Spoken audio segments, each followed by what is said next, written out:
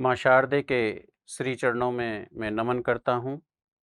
आप सभी बच्चों का मैं एस मंगल क्लासेस यूट्यूब चैनल पर स्वागत और अभिनंदन करता हूँ। बच्चों, इस समय रीट 2022 का जो अंतिम पड़ाव है वहाँ पर आप पहुँच चुके हैं। परीक्षा आपकी होने जा रही है 23 तारीख को और 24 तारीख को। कुछ बच्चों की 23 तारीख को हो जाएगी और कुछ बच्चों की 24 तारीख को हो जाएगी, और उसके बाद फिर आपको मुख्य परीक्षा के लिए तैयार होना है। तो मुख्य परीक्षा के लिए पहुंचना है, उससे पहले कुछ प्रश्न, बहुत ज़्यादा प्रश्न तो मैं आपके बीच में नहीं लेकर आ पाया, मेरा स्वास्थ्य ठीक ना होने के कारण, लेकिन जो भी है मैं आपके बीच में प्रश्न लेकर आया हूँ। 2 सीरीज़ मैं आपके बीच में रखने वाला हूँ। पहले सीरीज के फर्स्ट सीरीज के अपन प्रश्न सॉल्व करेंगे, फिर दूसरी सीरीज के प्रश्नों को अपन सॉल्व करेंगे। अच्छे प्रश्न हैं, देखिएगा ज़रूर। हो सकता है इनमें से ही आपका कुछ मिल जाए, कोई प्रश्न के उत्तर ठीक हो जाएं और आपका वही प्रश्न आपके जीवन को बदल सकता है।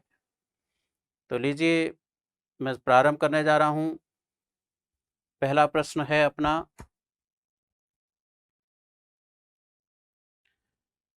प्रश्न को पहले ध्यान से पढ़ना और उसके बाद आपको उत्तर देना। ये ध्यान में रखना, जब प्रश्न पत्र आपको मिल जाए और प्रश्न को जब आप सॉल्व करने लगें, तो शिक्षण विधियों में खास तौर से मैं आपसे निवेदन कर दूं कि प्रश्न को बारीकी के साथ में पढ़ना, फिर उसके चारों ऑप्शनों को पढ़ना और उसके बाद उत्तर देना है आपको। जल्दीबाजी में प्रश्न पढ़ना, जल्दीबाजी में उत्तर दे देना, ये गलत हो जाएगा। हालांकि इसमें नेगेटिव मार्किंग नहीं है, लेकिन मुख्य परीक्षा में नेगेटिव मार्किंग होगी, वहां फिर और गलत हो सकता है। तो पहला प्रश्न पढ़िए, शिक्षण क्रियाओं तथा उद्देश्यों के आलेख को क्या कहते हैं? अपेक्षित व्यवहारगत परिवर्तन कहते हैं, पाठ योजना कहते हैं, शिक्षण अधिगम परिस्थितियां कहते हैं, या मूल्यांकन कहते हैं। अब यहां आपको देखना पड़ेगा, जो प्रश्न का उत्तर है उस पर गौर करेंगे तो एक तो शिक्षण क्रियाएं आ रही हैं, दूसरी चीज आ रही है उद्देश्यों का आलेख है, जो रिकॉर्ड है, जो हम लिखित करते हैं, वो किस में होता है? क्या अपेक्षित व्यवहारगत परिवर्तन में? नहीं, अपेक्षित व्यवहारगत परिवर्तन भी देखें तो वहां भी उद्देश्य की बात करते हैं। शिक्षण उद्देश्यों का अपेक्षित व्यवहारगत परिवर्तन होता है। पाठ योजना इसका एक ऑप्शन हो सकता है, तीसरा चौथा ऑप्शन भी अपन देख लें। शिक्षण अधिगम परिस्थितियां, शिक्षण अधिगम परिस्थितियों में शिक्षण क्रियाएं आती हैं, उद्देश्य नहीं आते। और उधर मूल्यांकन में तो जो अपन करते हैं, जो उद्देश्य हमने डिसाइड किए हैं, उनकी पूर्ति हुई या नहीं, प्राप्ति हुई या नहीं, वो देखते हैं। तो जो आलेख है, जो रिकॉर्ड है, जिसमें शिक्षण क्रियाएं भी आती हैं, जिसमें उद्देश्य भी आते हैं, वो क्या है? हमारा पाठ योजना। तो शिक्षण क्रियाओं तथा उद्देश्यों के आलेख को अपन क्या कहते हैं बच्चों? पाठ योजना कहते हैं। तो ध्यान में रहेगा, आराम से। सेकंड प्रश्न की ओर चलें। सेकंड प्रश्न को पढ़िएगा पहले। किस उपागम में शिक्षण तथा परीक्षण उद्देश्य केंद्रित होता है? प्रश्न को ठीक प्रकार से पढ़िएगा। किस उपागम में, जो अप्रोच है हमारी, वो कौन सी अप्रोच है जिसमें शिक्षण तथा परीक्षण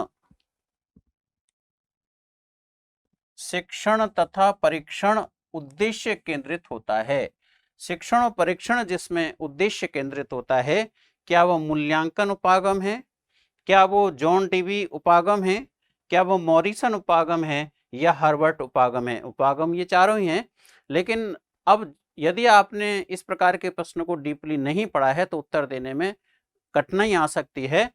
तो यहां अभी याद कर लीजिएगा कि जहां शिक्षण और परीक्षण दो बातें हैं, शिक्षण और परीक्षण, और शिक्षण और परीक्षण जो उपागम है वो किस उद्देश्य पर केंद्रित होता है? किस पर है? मॉरिसन उपागम है उसका आंसर क्या हो जाएगा इसका? मॉरिसन उपागम। तो जो मॉरिसन उपागम है वो किस पर केंद्रित बनाया गया है? शिक्षण और परीक्षण दोनों उद्देश्य केंद्रित बनाया गया है, इसको ध्यान में रखेगा। तीसरे प्रश्न की ओर चलें अपन। किसी आकृति को छोटा या बड़ा करने की उपयुक्त सामग्री है। कोई आकृति है उसको छोटा और बड़ा अपन करना चाहते हैं तो किससे कर सकते हैं? ऐसी कौन सी शिक्षण सामग्री है, सहायक सामग्री है, उसके माध्यम से अपन कर सकते हैं। पहला ऑप्शन आपके पास बुलेटिन बोर्ड है, दूसरा ऑप्शन आपके पास ऑडियोस्कोप है, तीसरा ऑप्शन आपके पास जादू की लालटेन है और चौथा ऑप्शन आपके पास ग्रामोफोन है। यदि आप इन चारों की जानकारी आप रखते हैं तो आंसर आराम से दे पाएंगे, और आपको जानकारी नहीं है तो उत्तर देने में कठिनाई आ सकती है। बुलेटिन बोर्ड क्या होता है? बुलेटिन बोर्ड वह बोर्ड होता है जिस पर हम दिन प्रतिदिन के समाचार प्रकाशित करते हैं। आपको ध्यान में आता है, बुलेटिन एक प्रकार से समाचार, अंग्रेजी में उसको बुलेटिन कह रहे हैं, हिंदी में उसको अपन क्या कह रहे हैं? समाचार कह रहे हैं। तो खुले मैदान जो होता है विद्यालय के अंदर, वहाँ पर एक श्यामपट लगा होता है। श्यामपट पर आकर के हमारे विद्यार्थी, हमारे शिक्षक साथी क्या लिखते हैं उस पर? जो दैनिक भास्कर है या राजस्थान पत्रिका, जो भी हमारा न्यूज़ पेपर आता है विद्यालयों के अंदर, उसमें से जो मुख्य मुख्य हेडलाइंस हैं वो लिख दी जाती हैं। अब लिख दी जाती हैं तो किसी आकृति को उस पर छोटा और बड़ा नहीं कर सकते वहाँ पर। तो जिस पर हम दिन प्रतिदिन के केवल समाचार प्रकाशित कर रहे हैं वो बुलेटिन बोर्ड है। तो बुलेटिन बोर्ड तो इसका ऑप्शन नहीं हो सकता। ऑडियोस्कोप हो सकता है इसका ऑप्शन, लेकिन और भी देख लें अपन। जादू की लालटेन नहीं, जादू की लालटेन भी इसका नहीं हो सकता। जादू की लालटेन से भी हम कोई छोटी या बड़ी आकृति में बदल नहीं सकते। और ग्रामोफोन भी हम सुनने की दृश्य सामग्री, श्रव्य सामग्री और दृश्य श्रव्य 3 प्रकार की सामग्री जब हम देखते हैं तो ग्रामोफोन है वो श्रव्य सामग्री है, और श्रव्य सामग्री कोई छोटा बड़ा करने की नहीं होती, वो तो तरंगों पर आधारित होती है। तो ये ऑप्शन भी नहीं हो सकता। तो सीधा सीधा सा आंसर क्या हो गया? ऑडियोस्कोप हो गया। ऑडियोस्कोप एक ऐसा यंत्र है जिसके द्वारा हम किसी आकृति को क्या कर सकते हैं? छोटा या बड़ा करके दिखा सकते हैं। तो प्रश्न नंबर 3 का उत्तर है, ध्यान में रखिएगा, ऑडियोस्कोप। प्रश्न नंबर 4, निम्न में से अप्रक्षेपित सामग्री है। एक होती है प्रक्षेपित सामग्री और दूसरी होती है अप्रक्षेपित सामग्री। प्रक्षेपित सामग्री वो होती है बच्चों जिसकी सहायता से हम किसी विषय वस्तु का प्रक्षेपण पर्दे पर अपन डाल सकते हैं, प्रक्षेपण पड़ सकता हो उसका। और ऐसी सामग्री जिसकी सहायता से हम जिसका प्रक्षेपण पर्दे पर नहीं डाल सकते, वो अप्रक्षेपित सामग्री होती है। जितने भी हमारे प्रोजेक्टर्स होते हैं वो सब प्रक्षेपित सामग्री के अंतर्गत आते हैं, क्योंकि उनकी सहायता से हम पर्दे पर क्या कर सकते हैं? किसी भी आकृति का, चित्र का प्रक्षेपण कर सकते हैं, विषय वस्तु का प्रक्षेपण कर सकते हैं। जैसे स्लाइड प्रोजेक्टर है, ओवरहेड प्रोजेक्टर है, एलसीडी प्रोजेक्टर है, ये सारे जितने भी फिल्म जो प्रोजेक्टर्स वगैरह हैं, ये सब किस सामग्री के अंदर आते हैं? प्रक्षेपित सामग्री के अंदर आते हैं। और जिनकी सहायता, जैसे चार्ट्स हैं, मॉडल्स हैं, जिनको हम प्रतिमान भी कहते हैं, प्रत्यक्ष वस्तु हैं, तो वो सब कौन सी सामग्री के अंदर आते हैं? अप्रक्षेपित सामग्री के अंदर आते हैं। तो यदि प्रक्षेपित और अप्रक्षेपित की जानकारी है तो आप आराम से, परीक्षा में प्रश्न आता है, बहुत इंपॉर्टेंट है, लगभग हर परीक्षा के अंदर, तृतीय श्रेणी की परीक्षा के अंदर पूछ लिया जाता, कभी प्रक्षेपित पूछ लेता है और कभी अप्रक्षेपित पूछ लेता है। तो प्रक्षेपित और अप्रक्षेपित क्या है, यदि इसकी जानकारी आपको है तो आराम से इसका उत्तर अपन दे सकते हैं। तो देखिए, इसमें पहला ऑप्शन दिया है मौखिक या वाचिक। मौखिक या वाचिक जो सामग्री है, क्या वो अप्रक्षेपित होती है या फिर प्रक्षेपित होती है? मौखिक रूप से आप किसी बच्चे को कोई चीज दे रहे हैं, समझा रहे हैं, बोल करके बता रहे हैं, तो वहां पर वो कोई प्रक्षेपित तो है नहीं, उसका पर्दे पर कोई प्रक्षेपण तो डाला नहीं। तो ये ऑप्शन क्या है हमारा? सही है। अब ऐसा नहीं करना कि पहला ऑप्शन सही है, क्योंकि ये प्रश्न मैंने इसलिए दिया है, आप जल्दीबाजी में आपको लगा मौखिक या वाचिक, फटाफट से एक बार मैंने गोला काला किया और छोड़ करके चले आए। नहीं, ऐसा नहीं करना है, आगे भी पढ़ना, चारों ऑप्शन पढ़ने, आपको चारों ऑप्शनों पर ध्यान देना है। दूसरा ऑप्शन है प्रतीकात्मक। अब प्रतीकात्मक कोई भी मैं सामग्री दिखाता हूं, मॉडल्स दिखाता हूं, प्रतिमान दिखाता हूं, प्रतिदर्श दिखाता हूं, तो वो क्या वो प्रक्षेपित होगी? क्या उसका प्रक्षेपण हो रहा है? क्या नहीं हो रहा? नहीं हो रहा। तो फिर वो सामग्री कौन सी होगी? अप्रक्षेपित सामग्री होगी। तो ये ऑप्शन भी सही हो गया। तो देखो अब 2 ऑप्शन सही हो गए यहाँ पर।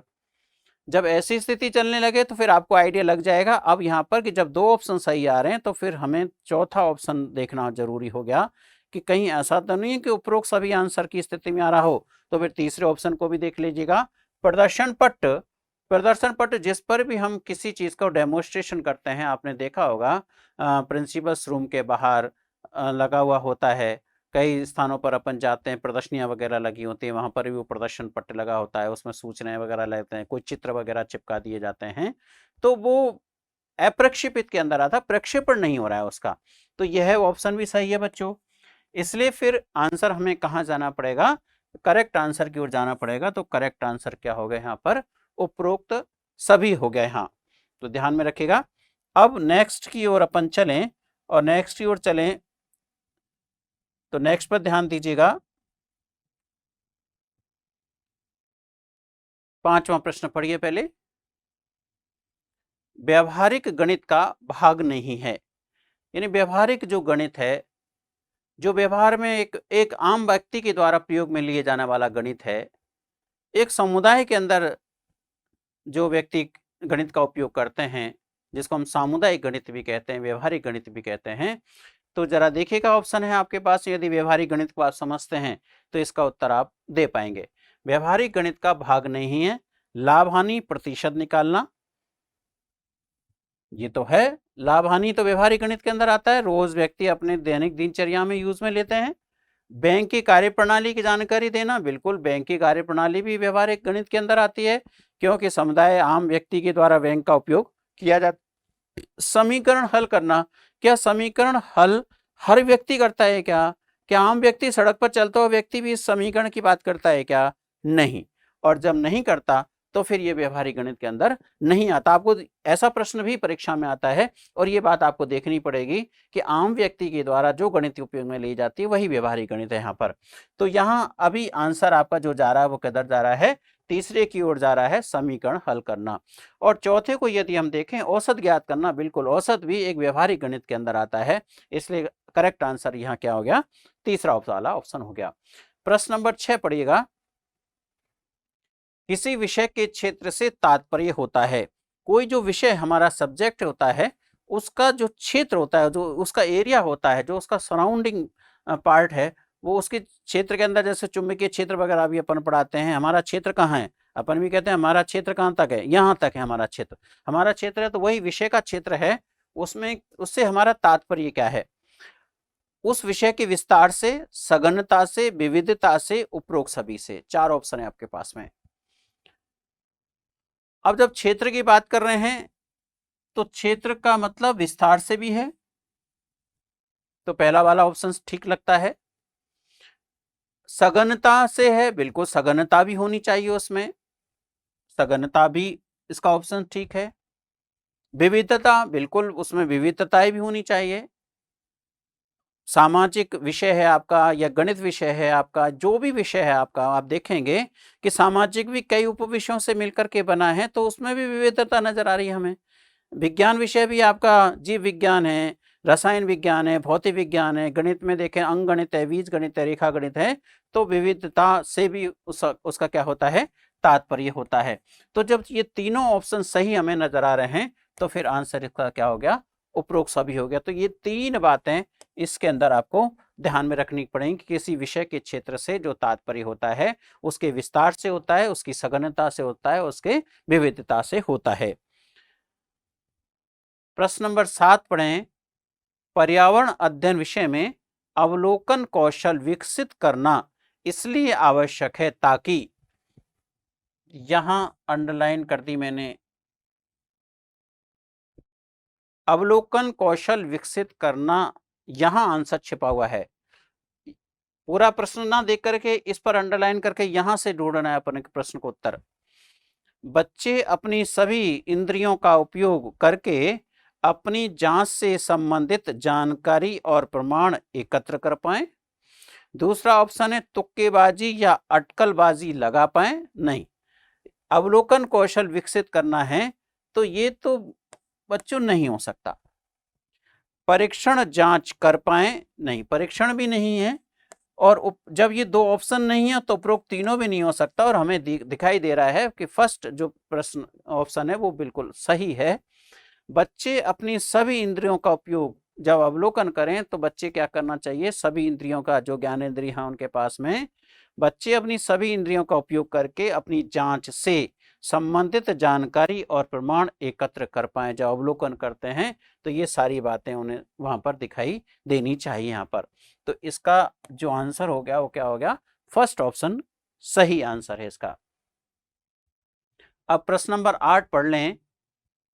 पाठ पढ़ाते समय व इसके पूरे होने के पश्चात एवं सत्र व वर्ष के अंत में किसी ज्ञात लक्ष्य अथवा उद्देश्य की दृष्टि से परीक्षण करना एवं अन्य कोई सूचना प्राप्त करने की प्रक्रिया क्या कहलाती है।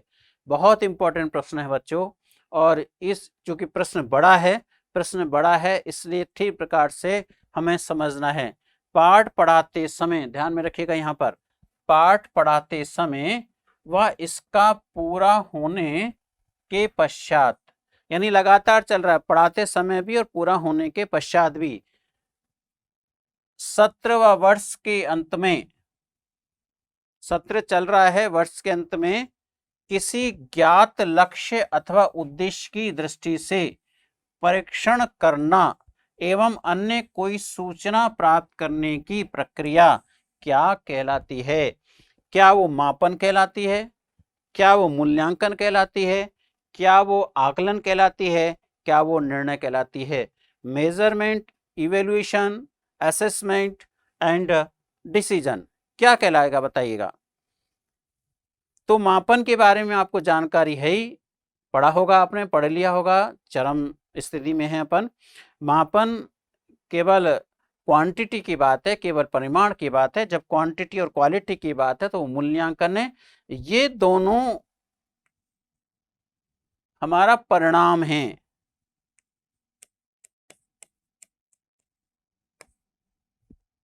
ये क्वांटिटी परिणाम है, ये क्वांटिटिव एंड क्वालिटेटिव परिणाम है, और परिणाम यानी ये डिसीजन है, ये निर्णय है, इसलिए मूल्यांकन का अर्थ निर्णय कहा जाता है। और यहाँ जो प्रश्न का उत्तर है वो यहाँ पर है, प्रक्रिया, प्रोसेस, और प्रोसेस क्या कहलाती है, वो आकलन कहलाती है, असेसमेंट कहलाता है। जब हम प्रोसेस करते हैं, परीक्षण लेते हैं बच्चों का, तो वो आकलन कर रहे हैं बच्चों का, और जब आकलन पूरा हो जाता है और वो पूरा होने के बाद में जब हम परिणाम निकालते हैं तो वो या तो मापन के रूप में होगा या मूल्यांकन के रूप में होगा। प्रश्न नंबर 9 पढ़ें। गणित ऐसी अमूर्त व्यवस्था का अध्ययन है जो कि अमूर्त तत्वों से मिलकर बनी है। इन तत्वों को मूर्त रूप में परिभाषित किया गया है, यह कथन है। कथन में भी 1-2 प्रश्न आपकी परीक्षा में आते हैं, और मैंने पहले भी कई सारे वीडियो आपके बीच में रखे हैं, डाले हुए हैं। उन वीडियो में भी कई सारे स्टेटमेंट हैं, उन स्टेटमेंटों को आपने पढ़ा होगा, उन सारे वीडियोज़ को आपने देखा होगा। तो ऐसे प्रश्न भी आपके ठीक हो सकते हैं, बशर्ते आप इन स्टेटमेंटों को रटना नहीं है, लेकिन कहीं ना कहीं उन शब्दों को, कुछ शब्दों को ध्यान में रखते हुए हमें उसका जो स्टेटमेंट देने वाला है उसके नाम को कनेक्ट करना है यहाँ पर। तो यहाँ गणित ऐसी अमूर्त व्यवस्था का अध्ययन है जो कि अमूर्त तत्वों से मिलकर बनी है। इन तत्वों को मूर्त रूप में परिभाषित किया गया है, यह कथन है बच्चों मार्शल एच स्टोन का। मार्शल एच स्टोन ने इस बात को कहा है। तो अमूर्त व्यवस्था के बारे में जो बात करने वाला है, जो अमूर्त तत्वों के बारे में बात करने वाला है, वो मार्शल एच स्टोन रहा है। तो इसकी कनेक्टिविटी अमूर्त तत्वों के साथ में अमूर्त व्यवस्था के साथ जुड़ेगा, आराम से ये याद हो जाएगा। प्रश्न नंबर 10। हब्स ने लिखा है कि ऐसा भी जो हमारे फर्स्ट लेवल के विद्यार्थी हैं, जो हमारे सेकंड लेवल के साइंस वर्ग के विद्यार्थी हैं, ऐसे प्रश्न जरूर परीक्षा में पूछे जाते हैं। एक प्रश्न जरूर आता है ऐसा परीक्षा के अंदर, ध्यान में रखिएगा। ये मुख्य परीक्षा में भी काम में आने वाले हैं, यहाँ पर भी रीट में तो काम आएंगे, लेकिन जब आपकी मुख्य परीक्षा होगी, मुख्य परीक्षा में भी ये प्रश्न काम में आने वाले हैं। हब्स ने लिखा है कि गणित मस्तिष्क को तीक्ष्ण एवं तीव्र बनाने में उसी प्रकार कार्य करता है जैसे किसी औजार को तीक्ष्ण बनाने में काम आने वाला पत्थर। यह परिभाषा किस मूल्य का उदाहरण है। बताइए। बौद्धिक मूल्य का, सामाजिक मूल्य का, सांस्कृतिक मूल्य का, अनुशासनात्मक मूल्य का। मैंने कहा था कि कहीं ना कहीं यही उत्तर निकल कर आएगा यदि आप प्रश्न को बारीकी के साथ में पढ़ेंगे, और पढ़ेंगे तो उत्तर छिपा हुआ है। और मैं समझता हूं यदि पढ़ लिया, उन शब्दों को ढूंढ लिया होगा, और शब्द देखिएगा, मैं सीधा सीधा सा संकेत कर रहा हूं आपको। मस्तिष्क, जहां मस्तिष्क की बात की जा रही है वहां पर वो कौन से विकास की बात की जाती है? बौद्धिक विकास। तो बस एक शब्द से ही आंसर निकाला, पूरा रटने की जरूरत ही नहीं है। हफ्स महोदय ने क्या कहा है पूरा हमें तैयार नहीं करना, इसी में 2 प्रश्न तैयार हो रहे हैं। अभी मैं यहीं से इस प्रश्न को बना देता कि गणित मस्तिष्क को तीक्ष्ण एवं तीव्र बनाने में उसी प्रकार कार्य करता है जैसे किसी औजार को तीक्ष्ण बनाने में काम आने वाला पत्थर। यह परिभाषा किसके द्वारा दी गई है या कथन किसके द्वारा दिया गया है? तो हफ्स महोदय। तो हफ्स जो बात करते हैं वो मस्तिष्क को लेकर के बात करते हैं। कौन से विकास की बात करते हैं? बौद्धिक मूल्य की बात करते हैं, बौद्धिक विकास की बात करते हैं। तो इसका आंसर सीधा सीधा सा मस्तिष्क जोड़ दीजिएगा, बौद्धिक मूल्य। नेक्स्ट प्रश्न की ओर चलें। पूछताछ उपागम का गुण नहीं है। जो हमारा इंक्वायरी ट्रेनिंग मॉडल होता है उसके संदर्भ में प्रश्न पूछा गया है कि पूछताछ उपागम का गुण नहीं है। नहीं पूछा जा रहा है, गुण है पूछा जाता तो है में सोचते अपन। तो यहां भी ध्यान रख लीजिएगा कि वो किस रूप में प्रश्न को पूछ रहा है आपसे। विद्यार्थियों की बोलने से शर्म एवं झिझक कम होती है, ये गुण है या नहीं है? ये गुण है। जितना ज्यादा बच्चे पूछेंगे उतना ज्यादा बच्चों की क्या होगा? बोलने से शर्म एवं झिझक क्या होगी? कम होती है यहाँ पर। तो ये तो गुण है, तो ये तो ऑप्शन सही नहीं हो सकता। विद्यार्थी कुछ समय पश्चात मौखिक प्रश्नों को भूल जाते हैं, क्या ऐसा होगा? नहीं, ये इसके दोष के रूप में है, इसलिए ध्यान में रखिएगा इस ऑप्शन को। तीसरा चौथा और पढ़ लेते हैं फिर अपन टिक लगाएंगे। विद्यार्थियों की कल्पना एवं तर्क शक्ति में वृद्धि होती है, बिल्कुल यह भी सही है, यह भी सही आ रहा है। दूसरा भी, तीसरा भी सही आ रहा है। चौथा और देख लें। विद्यार्थियों में मेल मिलाप की भावना का विकास होता है, बिल्कुल जब आपस में अपन एक दूसरे से प्रश्न करते हैं, बातचीत करते हैं तो मेल मिलाप की भावना का विकास होता है। तो ये पूछताछ उपागम का पहला गुण है, तीसरा गुण भी है, चौथा गुण भी है, लेकिन दूसरा वाला गुण नहीं है। इसलिए ऑप्शन क्या हो गया इसका? सेकंड वाला ऑप्शन हो गया। 12वां प्रश्न पढ़ें, आया हुआ प्रश्न है परीक्षा में पहले भी, वापस रिपीट हो सकता है। खींचना कार्यसूचक क्रिया किस पक्ष के उद्देश्यों से संबंधित है? खींचना कार्यसूचक क्रिया किस पक्ष के उद्देश्यों से संबंधित है? जैसे अपन कहते हैं एक लाइन खींचिए, एक रेखा खींचिए। अब जब आप रेखा खींचेंगे तो इसके लिए हमें कौन से उद्देश्यों से रिलेटेड करना पड़ेगा? ज्ञानात्मक एवं भावात्मक की बात करनी पड़ेगी, ज्ञानात्मक, भावात्मक एवं क्रियात्मक की बात करनी पड़ेगी, ज्ञानात्मक एवं क्रियात्मक, या चौथा भावात्मक एवं क्रियात्मक। तो आंसर बहुत आराम से, बहुत अच्छी तरीके से दिया जा सकता है। जब हम ज्ञान, अवबोध, अनुप्रयोग, कौशल, अभिरुचि और अभिवृत्ति को पढ़ते हैं तो यहाँ जब तक हमें रेखा की जानकारी नहीं है, रेखाखंड की जानकारी नहीं है, तब तक हम उसे खींचने की क्रिया की बात नहीं कर सकते। इसका मतलब ज्ञानात्मक उद्देश्य का होना तो जरूरी है। अब जब ज्ञानात्मक उद्देश्य का जरूरी है तो इधर भी आ रहा है, इधर भी आ रहा है, इधर भी आ रहा है, इसमें नहीं आ रहा, तो भाई ये ऑप्शन तो नहीं हो सकता। अब अपने पास में 3 ऑप्शन बच गए। अब खींचने के बाद में कोई भावात्मक चीज तो नजर आ नहीं रही है, कोई लाइक पसंद करने वाली चीज तो आ नहीं रही है, इसलिए ये वाला ऑप्शन भी नहीं हो सकता। और जब भावात्मक की बात कर रहे हैं तो यह भी नहीं हो सकता। आंसर क्या है? ज्ञानात्मक और क्रियात्मक, 2 उद्देश्य चलते हैं इसमें। जब आपको खींचने की बात कर रहे हैं तो लाइन जब खींचेंगे, रेखाखंड जब अपन खींचेंगे, और रेखाखंड खींचेंगे तो पहले ज्ञानात्मक उद्देश्य की जानकारी है और फिर उसके बाद में क्रियात्मक उद्देश्य के बाद, जब कार्य कर रहे हैं, क्रिया कर रहे हैं, तो क्रियात्मक उद्देश्य। तो यहाँ ऑप्शन इसका क्या हो गया? थर्ड वाला ऑप्शन ठीक है।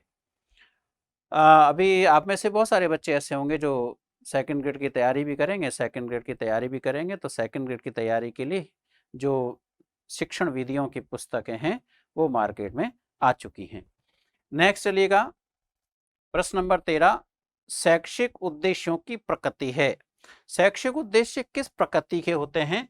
अब ये वाला प्रश्न है, बहुत अच्छा प्रश्न है और छोटा प्रश्न है, बहुत सारे बच्चे इसको गलत करके आएंगे यदि ये परीक्षा में आ जाता है तो। शैक्षिक उद्देश्यों की प्रकृति कैसी होती है? क्या मनोवैज्ञानिक होती है, क्या दार्शनिक होती है, क्या प्राकृतिक होती है या वैज्ञानिक होती है? तो बहुत सारे बच्चे मनोवैज्ञानिक पर टिक लगा करके आने वाले हैं, जबकि हमें मालूम है कि जो शैक्षिक उद्देश्य हैं वो शिक्षा से प्राप्त होने वाले उद्देश्य हैं और शिक्षा की जो प्रकृति होती है वो दार्शनिक प्रकृति होती है।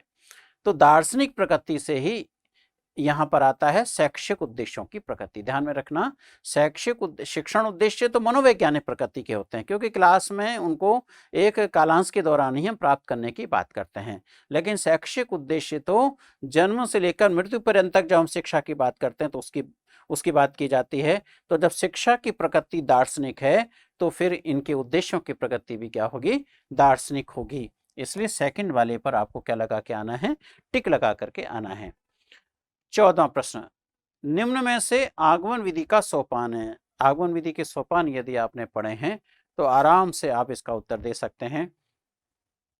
विशिष्ट उदाहरणों का प्रस्तुतिकरण, बिल्कुल विशिष्ट से सामान्य की ओर चलती है, आपको ध्यान में है, तो विशिष्ट उदाहरणों का प्रस्तुतिकरण किया जाता है इसके अंदर।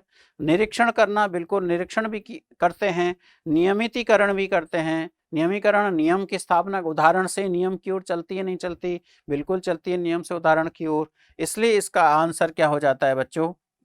सेकंड भी सही है, थर्ड भी चाहिए, तो इसका आंसर क्या हो गया? फोर्थ वाला ऑप्शन सही हो गया। 15वां प्रश्न, एक भाषा की उत्पत्ति को लेकर के प्रश्न आता है तुम्हारी परीक्षा में।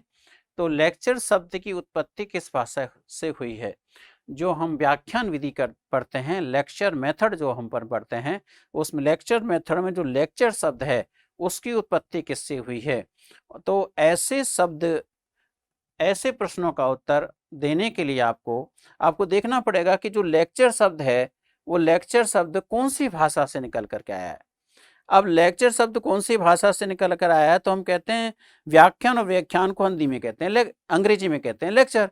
तो अंग्रेजी में जब हम उसे लेक्चर कहते हैं तो अंग्रेजी का जो भाषा है वो कौन से निकलती है? लैटिन से निकलती है। तो यहाँ ग्रीक नहीं होगा, जर्मन नहीं होगा, फ्रेंच नहीं होगा, क्योंकि लेक्चर अंग्रेजी का शब्द है और अंग्रेजी का जो शब्द है वो लैटिन से है। ध्यान में रखिएगा। नेक्स्ट 16वां प्रश्न, बालकों में मानसिक तनाव को दूर करने की विधि है। बालकों में मानसिक जो तनाव है वो किससे दूर कर सकते हैं? अनुसंधान विधि से दूर कर सकते हैं, पर्यवेक्षित अध्ययन विधि से दूर कर सकते हैं, खेल विधि से दूर कर सकते हैं, या प्रयोगशाला विधि के द्वारा दूर कर सकते हैं। मानसिक तनाव को अनुसंधान विधि के द्वारा नहीं दूर किया जा सकता। मानसिक तनाव तो अनुसंधान विधि से और ज़्यादा होता है, रिलैक्स नहीं होता व्यक्ति अनुसंधान विधि में। जब तक उसको खोज पूरी नहीं हो जाती, जब तक उसका अनुसंधान पूरा नहीं हो जाता, तब तक वो अपना बौद्धिकता को बचाता रहता है, उसको लगातार दिमाग को लगाता रहता है। प्रयोगशाला विधि में भी नहीं होता, पर्यवेक्षित अध्ययन विधि में भी नहीं होता। रिलैक्स जो होता है, अपन जानते हैं रिलैक्स करने की विधि, आनंद प्रदान करने के बाद विधि, खेल खेल के माध्यम से शिक्षा प्रदान करने वाली विधि, वो है हमारी कौन सी? खेल विधि है। तो बालकों में मानसिक तनाव, रिलैक्स देने वाली जो विधि होती है, आप भी जब खेल खेल लेते हैं तो काफी हद तक मानसिक रूप से क्या हो जाते हैं? रिलैक्स हो जाते हैं। तो आंसर सीधा व्यवहारिक रूप से लेकर के ये खेल विधि।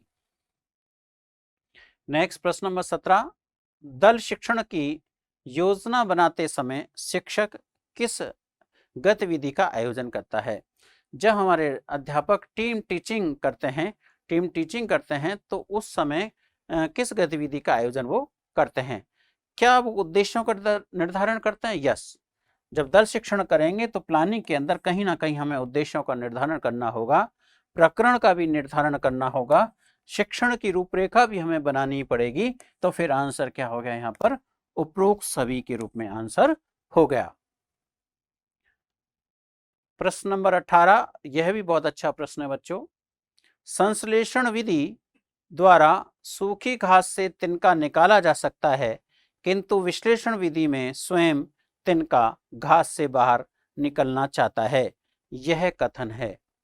संश्लेषण विधि में तो क्या होता है कि सूखी घास से तिनका निकाला जा सकता है, वहाँ से तो निकाल सकते हैं। लेकिन जो विश्लेषण विधि है वहाँ पर स्वयं तिनका क्या करना चाहता है, बाहर निकलना चाहता है। ये जो स्टेटमेंट है वो ध्यान में रखिएगा, बहुत अच्छा स्टेटमेंट है और एक विशेष स्टेटमेंट है। और वो विशेष स्टेटमेंट किसके द्वारा दिया गया है, प्रोफेसर यंग के द्वारा दिया गया है। प्रोफेसर यंग ने इस स्टेटमेंट को दिया था।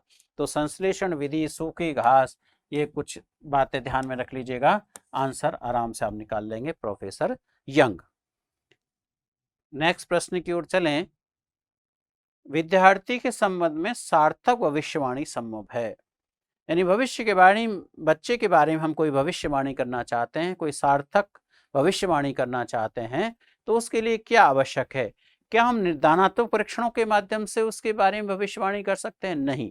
निदानात्मक परीक्षणों से हम डायग्नोस करते हैं, हम बालकों की कमियों का पता लगाते हैं, बच्चों की जो कठिनाइयां हैं, कमजोरियां हैं, समस्याएं हैं, उनका हम पता लगाते हैं।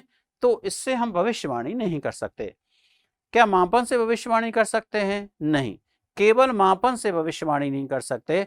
आप कोई मार्कशीट, बच्चे के अंकतालिका लेकर आए और उस अंकतालिका के आधार पर आप कह रहे हैं कि सर बताइए इस बच्चे के बारे में, तो नहीं बताया जा सकता, क्योंकि केवल क्वांटिटी से काम नहीं चलता, क्वालिटी भी सामने होनी चाहिए। बच्चे का कौन कौन से गुण हैं, बच्चे का किस तरीके से डेवलपमेंट है, वो सारे डेवलपमेंट की जानकारी जब मुझे होगी तभी मैं उस बच्चे के बारे में क्या कर सकता हूँ, भविष्यवाणी कर सकता हूँ। तो यहाँ देखिए पहला ऑप्शन नहीं है, दूसरा ऑप्शन नहीं है, तो फिर ये ऑप्शन भी नहीं हो सकता। आंसर सीधा सीधा सारा है मूल्यांकन से। मूल्यांकन से ही, जिसमें हम क्वांटिटी और क्वालिटी दोनों का पता लगाते हैं और दोनों के आधार पर ही हम क्या कर सकते हैं, सार्थक भविष्यवाणी कर सकते हैं। बच्चों, आप सब लोगों के लिए, विद्यार्थी हित के लिए, जो ड्रोन ऐप है उसको आपने सबने डाउनलोड कर ही रखा है, और नहीं कर रखा तो कर लीजिएगा। और आगे चूंकि आपको तैयारी करनी है, और तैयारी करनी है तो बहुत सारे कोर्सेज आपको उस पर मिलेंगे, और बहुत ही अच्छे कोर्सेज हैं, आप उसके माध्यम से ले सकते हैं। और इस सीरीज का अंतिम प्रश्न की ओर मैं जा रहा हूं। प्रश्न नंबर 20 है, ऐसा परीक्षण जिसके द्वारा वही मापा जाए जिसके मापन हेतु उसको प्रयोग में लाया गया है, विशेषता निहित है। अच्छा प्रश्न है और छोटा सा प्रश्न है। यदि आपने इन विशेषताओं के बारे में जानकारी की है तो आप आराम से उत्तर दे सकते हैं, और इनके बारे में जानकारी नहीं है तो आप उत्तर नहीं दे पाएंगे।